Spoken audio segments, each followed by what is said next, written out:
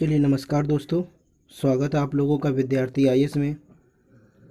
आज हम एक नई सीरीज स्टार्ट कर रहे हैं जिसमें हिंदी के कुछ टॉपिक जैसे कि टेस्ट भी हो सकते हैं, कुछ टॉपिक को लेकर डिस्कशन भी हो सकता है।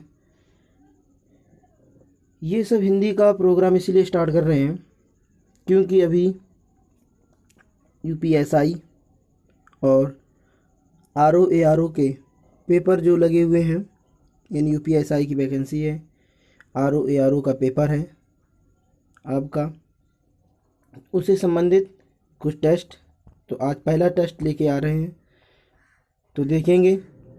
तो वीडियो को पहले लाइक करें, चैनल को सब्सक्राइब करें और बेल आइकन को दबाएं, जिससे हम वीडियो डालें तो आपको नोटिफिकेशन मिल सके। तो देखते हैं, गद्यांश दिया हुआ एक से 4 तक कुछ क्वेश्चन होंगे, उन गद्यांश को पढ़ेंगे पहले।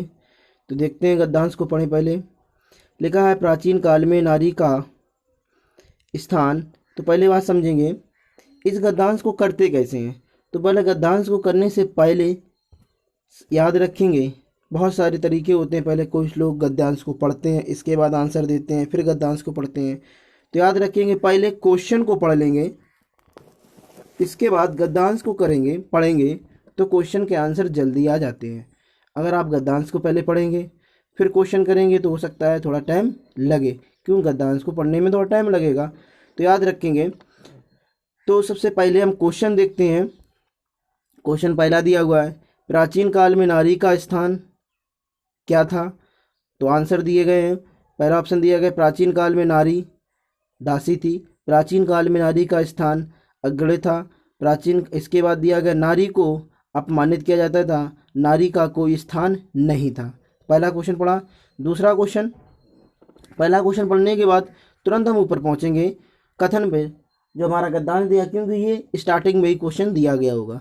तो देखेंगे, गद्यांश पढ़ेंगे। प्राचीन काल में नारी का स्थान समाज में कैसा था, अग्रणी था। समाज में कैसा था, नारी का स्थान अग्रणी था। और पहले का आंसर हमें मिल गया। तो पहले का आंसर कह रहा है प्राचीन काल में नारी का स्थान क्या था। तो प्राचीन काल में नारी का स्थान बी नंबर आंसर आ जाएगा। प्राचीन काल में नारी का स्थान कैसा है, अग्रणी है, याद रखेंगे। तो पहले का आंसर क्या आया, बी नंबर। दूसरा वाला क्वेश्चन पढ़ेंगे। दूसरा वाला क्वेश्चन लिखा है, नारी तू नारायणी है का सही व्याख्या कौन करता है। देखेंगे, नारी नारायणी की तरह पूजनीय होती है, नारी का कोई अधिकार नहीं होता है, नारी गुलाम थी, नारी के मन का सम्मान में कभी होना चाहिए। तो देखेंगे जो मान का सम्मान है उसमें से, तो इसका आंसर क्या आएगा। तो हम जैसे ही पढ़ेंगे ऊपर आपका श्लोक कथन में, तो वहाँ पर आंसर मिलेगा। इसके बाद लिखा है पूजनीय थी, यहाँ तक हो गया था। ऐसा कहा जाता है कि जहाँ नारी की पूजा होती है वहाँ देवताओं का निवास होता है। भारत में मध्यकाल से नारी का पतन शुरू हुआ। मध्यकाल के अंत तक तो नारी दासी और गुलाम बन गई थी, 4 दीवारों में कैद हो गई थी। किंतु 19वीं शताब्दी में राजा राम मोहन राय, स्वामी विवेकानंद, दयानंद सरस्वती आदि समाज सुधारकों ने नारी जगत की काया पलट दी। नारी उत्थान की ओर बढ़ती गई। आज आधुनिक नारी से जमीन से लेकर आसमान तक में अपना कब्जा जमाया है। नारी तू नारायणी है उक्त को सिद्ध कर दिया। नारी तू नारायणी है उक्त को सिद्ध कर दिया। तो शब्द तो मिला, उसकी व्याख्या कह रहा है क्या है। वास्तव में देखा जाए तो नर और नारी एक ही रथ के दो पहिए हैं। तो हमें यहाँ आंसर मिला। तो यहाँ आंसर देखेंगे, क्या नारी तू नारायणी है, इसकी व्याख्या कौन कर रहा है। नारी नारायणी की तरह पूजनीय है, नारी को कोई अधिकार नहीं है, ये हो नहीं सकता। नारी गुलाम थी, इसकी व्याख्या सही करेगा ए नंबर। इसकी व्याख्या कौन सा करेगा, ए नंबर। तो याद रखेंगे दूसरे का आंसर कौन सा आ जाएगा, ए नंबर।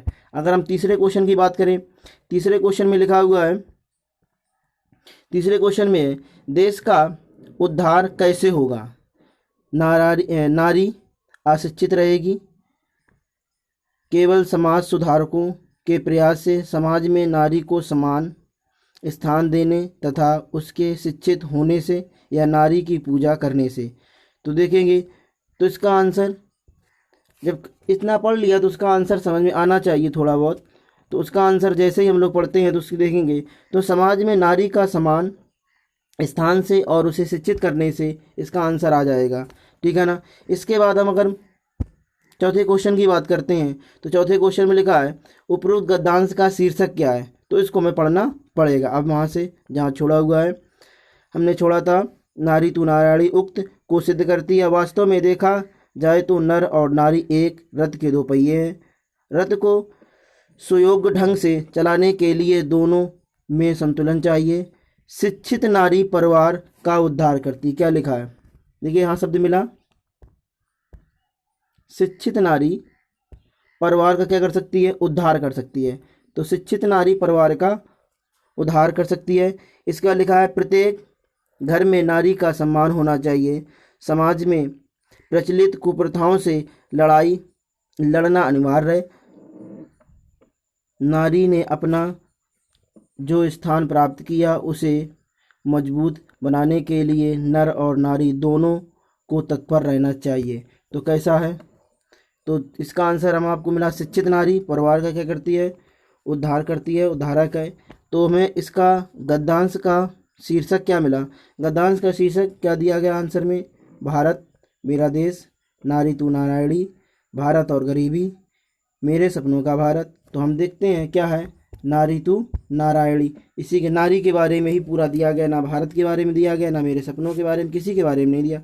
तो आंसर आ जाएगा बी नंबर, चौथे का आंसर बी नंबर। अगर हम बात करें अब हम गद्यांश के आगे क्वेश्चन नंबर 5 की, क्वेश्चन नंबर 5 में लिखा है अल्प विराम चिन्ह पहचानिए। अल्प विराम चिन्ह, तो अल्प विराम चिन्ह कौन सा है, तो यहाँ पर आपके विराम चिन्ह जो आते हैं, एक आता है विराम चिन्ह, एक विराम चिन्ह आता है जो आपका सिर बिंदु होती है। अल्प विराम चिन्ह आता है वो इस तरह से लगा होता है। एक अर्ध विराम चिन्ह होता है, इसी के ऊपर अर्ध आधा लगा दिया, बिंदी लगा दी जाती है। पूर्ण विराम डंडी होती है। इसके बाद अपूर्ण विराम दो बिंदियां होती हैं। तो याद रखेंगे अल्प विराम पूछा गया है, तो अल्प विराम में कौन सा आंसर आ जाएगा आपका, ये वाला आंसर, ठीक है ना। अल्प विराम में कौन सा आंसर आएगा, बी नंबर आंसर मिल जाएगा। अल्प विराम में कौन सा, बी नंबर। ये कौन सा है, ये आपका अर्ध विराम है। कौन सा है, अर्ध विराम। ये कौन सा है, पूर्ण विराम, ये विस्मयादि बोधक चिन्ह का है। तो इसका आंसर कौन हुआ, बी नंबर। इसके बाद लिखा अघोष। अघोष वर्ण कौन होते हैं, तो अघोष वर्ण कौन से होते हैं, अघोष वर्ण जो वर्णमाला में पहला और दूसरा स्तंभ होता है, अघोष वर्ण होंगे। और इसके बाद सूक्ष्म ऊष्म जितने वर्ण होंगे, ऊष्म व्यंजन जितने होंगे, जिससे आपके ऊष्म व्यंजन में एक को छोड़कर सा, श और सा, हा को छोड़कर सभी ऊष्म व्यंजन कैसे होते हैं, अघोष होते हैं। तो इसका आंसर आपका देखेंगे, तो इसका आंसर आ जाएगा पहला, पहले में पा नंबर, पहले में क्या आ जाएगा, पा नंबर, क्योंकि पहले वर्ग में ही पा आता है। तो इस तरह से इसका आंसर 6 का ए नंबर आ जाएगा। निम्नलिखित में महाप्राण व्यंजन कौन है, महाप्राण व्यंजन कौन होते हैं, तो महाप्राण व्यंजन के लिए एक ट्रिक याद रखेंगे। ट्रिक है आम, आम, आ, यानी पहला, दूसरा, तीसरा, चौथा, पाँच वर्ग होते हैं। 5 वर्ग में जिसके साथ पहला, तीसरा और पांचवा है, ये क्या है, अघोष अल्प प्राण है, क्या है, अल्प प्राण है। और जिसके साथ माँ है, दूसरा और चौथा, ये क्या है, महाप्राण है। दूसरे और चौथे में क्या है, महाप्राण है। तो याद रखेंगे। साथ में तो देखेंगे ता नहीं है, ता भी नहीं आएगा, दा भी नहीं आएगा। तो आपका कौन सा आएगा, ता, दा, भा आ जाए, भा, ये आ जाएगा आपका भा, भा। आप पढ़ेंगे पा, फा, बा, भा। तो देखेंगे कौन सा है, चौथा नंबर, पहला, दूसरा, ये तो है लेकिन फा है नहीं, तीसरा, चौथा, चौथे में कौन आया, भा नंबर, ठीक है ना। इस तरह से कौन सा, सी नंबर इसका आंसर मिल जाएगा, सी नंबर इसका आंसर मिलेगा। आगे लिखा है भलाई में प्रत्यय क्या है, तो आई प्रत्यय है इसमें। बलाय में क्या प्रत्यय है, आई प्रत्यय है। इसके बाद लिखा है कौन सी बोली उत्तर प्रदेश में नहीं है। कौन सी बोली उत्तर प्रदेश में नहीं बोली जाती, कन्नौजी बोली जाती, भोजपुरी बोली जाती है, ब्रज बोली जाती है, मेवाड़ी आपकी राजस्थान बोली जाती है। तो आपका 9 का आंसर भी ए हुआ। आगे बात करें 10 पे, आगे बात करते हैं 10 पे। लिखा है सुवर्ण को खोजत फिरत कवि व्याभिचारी, कवि व्याभिचारी चोर। देखिए सुवर्ण शब्द के 3 अर्थ हैं, कवि के भी अर्थ और व्याभिचारी के और चोर के। जहाँ पर एक शब्द के कई अर्थ छिपे होते हैं उसे क्या कहते हैं, श्लेष। श्लेष मीन्स होता है चिपका, श्लेष मीन्स होता है चिपका, यानी अपने साथ 3 अर्थ चिपकाए हुए कौन सा, सुमरन। तो याद रखेंगे कौन सा अलंकार है, ये श्लेष अलंकार है। आगे बात करते हैं हम 11 की। कौन सा अयादी व्यंजन, कौन सा अयादी संधि है, अयादी संधि का उदाहरण कौन सा है, अयादी संधि का उदाहरण। तो अयादी संधि में आप याद रखेंगे ए, आए, ओ और औ के बाद कोई भी अगर असमान स्वर आता है, असमान, समान नहीं असमान, यानी इसके ये नहीं आ सकता, ये नहीं आ सकता। अगर कोई भी असमान स्वर आता है तो या ए और आए का क्या बन जाता है, आए, और इसका आए। ओ और औ का क्या बन जाता है, आओ और आओ। याद रखेंगे।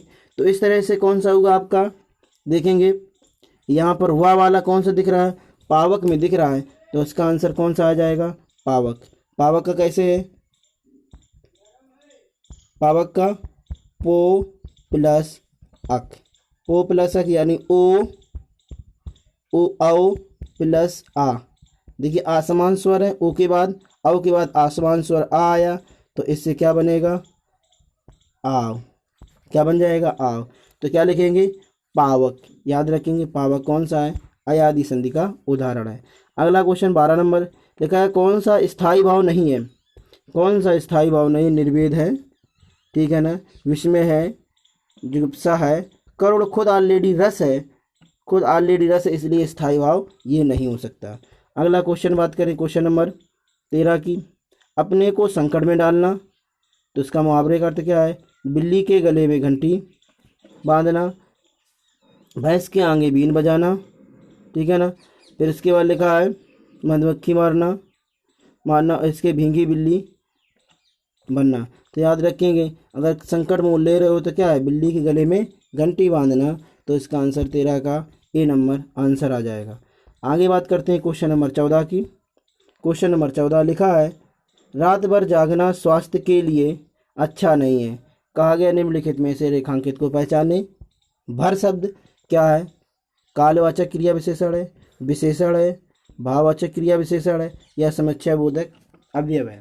तो याद रखेंगे जागना क्या है, क्रिया है, जो क्रिया की विशेषता बतलाता है तो क्या है, क्रिया विशेषण है। तो ये सभी कट जाएंगे अपने आप ही, जो क्रिया की विशेषता बतलाता है क्रिया विशेषण है। अब कौन सा क्रिया विशेषण है, कालवाचक, जहाँ पर रात भर, दिन भर इस तरह से शब्द मिलते हैं, दिन भर, रात भर, ठीक है ना, तो वो कौन से होते हैं, कालवाचक क्रिया विशेषण होता है। तो याद रखेंगे इसका आंसर क्या आ जाएगा, ए नंबर। आगे बात करते हैं क्वेश्चन नंबर 15 की। क्वेश्चन नंबर 15 लिखा है उत से निर्मित शब्द कौन सा है, उत से निर्मित शब्द कौन सा है, उत से निर्मित शब्द कौन सा है। तो उत मीन्स, तो इसका आंसर आ जाएगा, पहले देखेंगे सी नंबर। संधि में आप लोगों ने एक शब्द पढ़ा होगा, जब कभी ता और दा के बाद में चा, छा, जा, झा, ला शब्द और भी आते हैं, संधि पढ़ाया गया, तो उसमें तो ये क्या होते हैं, अपने आप में आधा वर्ड उत्पन्न कर देते हैं। तो ता का किसमें बदलता है, तो जिस तरह से आपका लिखा उल्लास, जिस तरह से शब्द है उल्लास,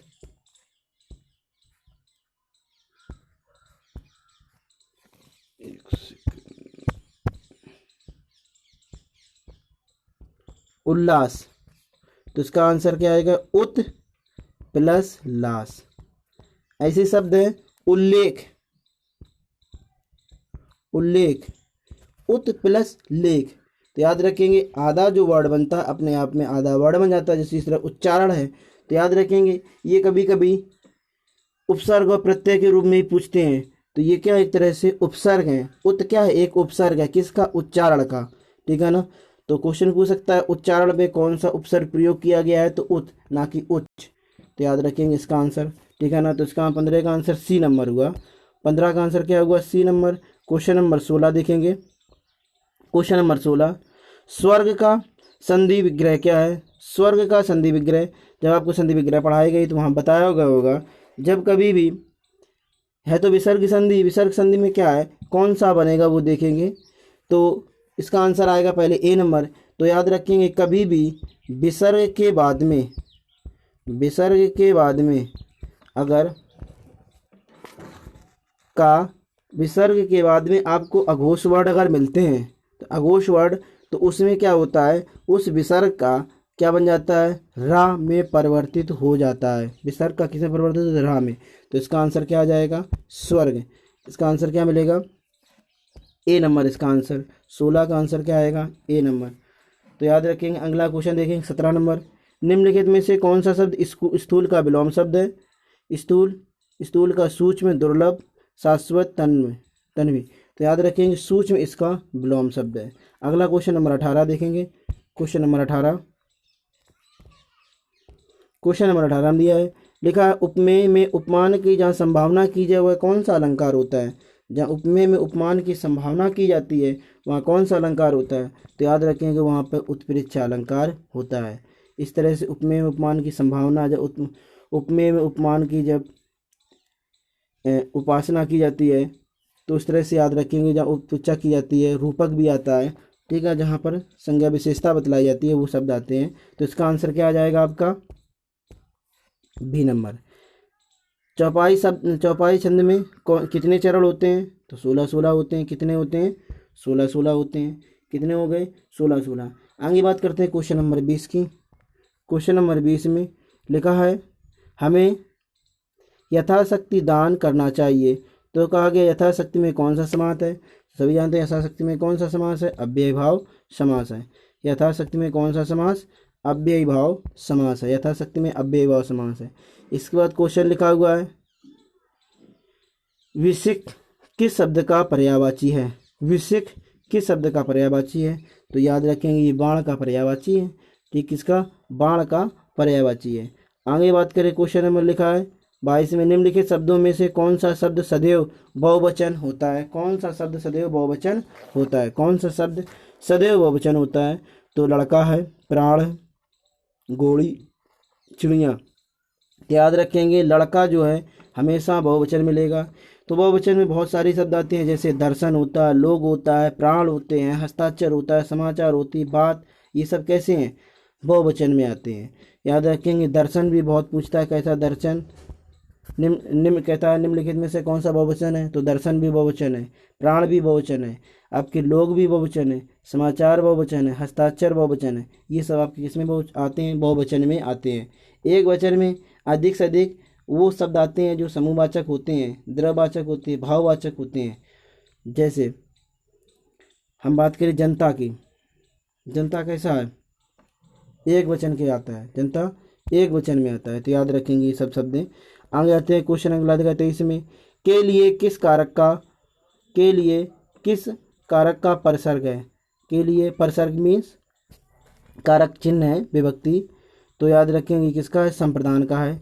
तो 23 का आंसर क्या आ जाएगा, ए नंबर। 23 का आंसर क्या आ जाएगा, ए नंबर। क्वेश्चन अगला है, मन हरण कवित्व के प्रत्येक चरण में कितने वर्ण होते हैं, कितने वर्ण होंगे। तो इसका आंसर आ जाएगा सी नंबर 31। इसका आंसर क्या आएगा, सी नंबर 31। सी नंबर कितना आ जाएगा, 31, क्योंकि ये क्या है, वर्णिक छंद है। क्या है, वर्णिक छंद होते हैं, वर्णिक छंद में 31 आते हैं। अगला क्वेश्चन की बात करें, क्वेश्चन नंबर 25। क्वेश्चन नंबर 25 लिखा है रीत वाचक क्रिया विशेषण कौन है। रीतवाचक क्रिया विशेषण, जहाँ रीत जैसे धीरे धीरे, जैसे ये धीरे धीरे, यहाँ वहाँ क्या रीतवाचक है, नहीं, ये आपका कालवाचक स्थानवाचक पड़ेगा। तो आपका इसका आंसर आ जाएगा जैसे तैसे। इसका आंसर क्या आएगा, जैसे तैसे, धीरे धीरे। ये सब आप कैसे होते हैं, रीतवाचक क्रिया विशेषण होते हैं। फिर अगला क्वेश्चन लिखा है, पूर्ण करना है। लिखा है अरे वाह आपका आगमन तो आकस्मिक है, तो ये क्या विस्मयादिबोधक चिन्ह लगाएंगे, इसमें विस्मयादिबोधक चिन्ह लगाएंगे, ठीक है ना। इसके बाद क्वेश्चन नंबर हम 27 की बात करें। 27 में लिखा है अपने सहारे पर रहने वाले के लिए क्या शब्द प्रयोग करते हैं। जो अपने सहारे पर रहते हैं उसके लिए क्या शब्द प्रयोग करते हैं, अपने सहारे पर जो रहते हैं उनके लिए क्या शब्द प्रयोग करते हैं। तो याद रखेंगे क्या, स्वावलंबी उनके लिए प्रयोग शब्द करते हैं। क्या करते हैं, स्वावलंबी शब्द प्रयोग करते हैं। इसके बाद लिखा है बारात शब्द है, उसका क्या बताना है, तत्सम शब्द यानी संस्कृत वाला शब्द बताना है। तो वर यात्रा इसका आंसर हो जाएगा। इसके बाद लिखा हल्दी घाटी रचना किसने की, तो हल्दी घाटी रचनाकार है इसमें श्याम नारायण पांडे। इसके बाद क्वेश्चन नंबर 30 देखेंगे। क्वेश्चन नंबर 30, दिए गए विकल्पों में से सही शब्दों का चयन करें। ये चारों आपस में वैज्ञानिक विषयों पर डैश करते रहते हैं। क्या ये चारों अक्सर आपस में वैज्ञानिक विषयों पर चर्चा करते रहते हैं। तो इसका आंसर क्या आ जाएगा, ए नंबर आंसर आ जाएगा। क्वेश्चन नंबर 31, बहुत क्वेश्चन पूछे जाते हैं ऐसे आपस में मिलाने के लिए, एक सेंटेंस बनाने के लिए। तो याद रखेंगे, पहला दिया गया है जिस प्रकार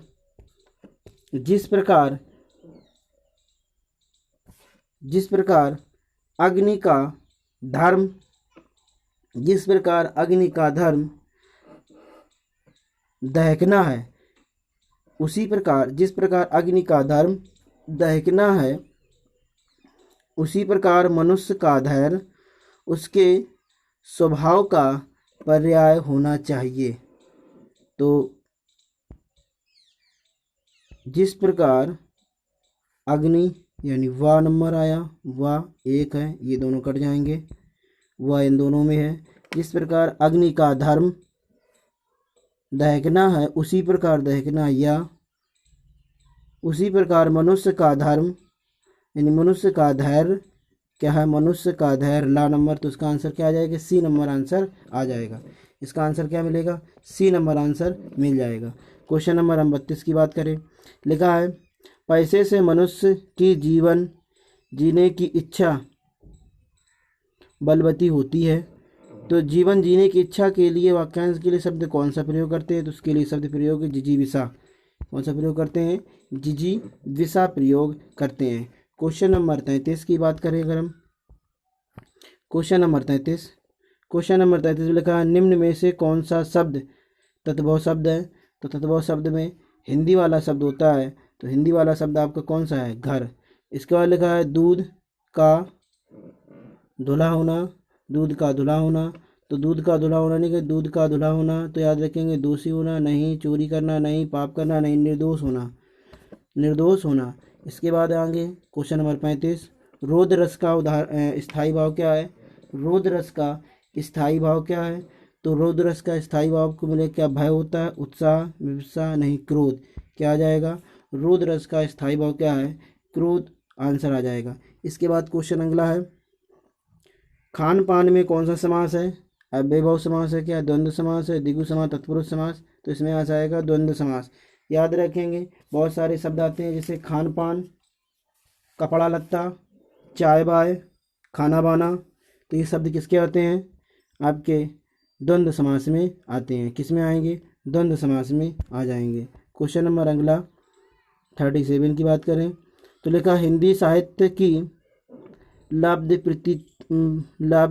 प्रतिष्ठित कृति कामायनी शब्द है। कामायनी की रचनाकार कौन है, तो जयशंकर प्रसाद। बहुत क्वेश्चन आता है कामायनी, तो इसका आंसर क्या आ जाएगा, जयशंकर प्रसाद। आगे क्वेश्चन है समानार्थी शब्द पूछा गया किसका, मीन का समानार्थी शब्द क्या आ जाएगा, अली नहीं होगा, भौरे को होता है, सिलीमुख ये भी नहीं होता है, षष्ठ पद ये भी नहीं। तो आपका क्या आ जाएगा, ए नंबर आंसर आ जाएगा। छस ये किसके होते हैं, मीन के पर्यायवाची होते हैं, मीन के पर्यायवाची या समानार्थी शब्द होते हैं। ठीक है, अगला क्वेश्चन नंबर 39 की बात करें। लिखा है मिश्रित शब्द कौन सा है, बहुत ही सुंदर लड़की कहीं जा रही थी, मेरा विचार है कि हिंदी का एक साप्ताहिक पत्र निकालूं। मुझे वहाँ जाना था। वह पुस्तक मोहन की थी। वह पुस्तक मोहन की थी। तो इसमें याद रखेंगे क्या आंसर आ जाए। मिश्रित वाक्य बोल रहा है। मिश्रित वाक्य में जिसमें से की शब्द मिल जाता है अधिक से अधिक, तो कौन सा होता है, मिश्रित वाक्य होता है। आगे आते हैं क्वेश्चन नंबर 40। क्वेश्चन नंबर 40 लिखा है, श्रुति सम शब्द युग्म की भिन्न अर्थ वाली सही जोड़ी कौन सी है। कुल कुल, रातिनिशा, अभिलाषा, इच्छा, किरण, रश्मि। तो याद रखेंगे इसका आंसर ए नंबर आएगा, क्योंकि भिन्न अर्थ इसी में आते हैं। कुल मीन्स होता है वंश, कुल मीन्स किनारा, लेकिन रात और निशा एक ही अर्थ है। अभिलाषा, इच्छा एक ही अर्थ है। किरण और रसिक किरण के ही पर्यायवाची हैं। तो इसका आंसर क्या आ जाएगा, ए नंबर। क्वेश्चन नंबर लास्ट है, निम्न में वर्तनीयता को शुद्ध बताएं। कौन सी वर्तनीयता शुद्ध है, तो अधीर नहीं, अनुसरण, आगामी, आगामी आगामी होता है, आगामी नहीं होता है। अनुसरण होता है, दशा। तो ये कौन सा आएगा, सी नंबर, अध्ययन इसका आंसर होगा। इस तरह से ये आपके 41 क्वेश्चन हुए। ठीक है, आप लोग वीडियो को लाइक करें, चैनल को सब्सक्राइब करें और बेल आइकन को ज़रूर दबाएं, जिससे से आपको नोटिफिकेशन समय समय पर मिल सके। और शेयर भी करें, जिससे चैनल को प्रोत्साहन मिले, हमको भी प्रोत्साहन मिले। जय हिंद।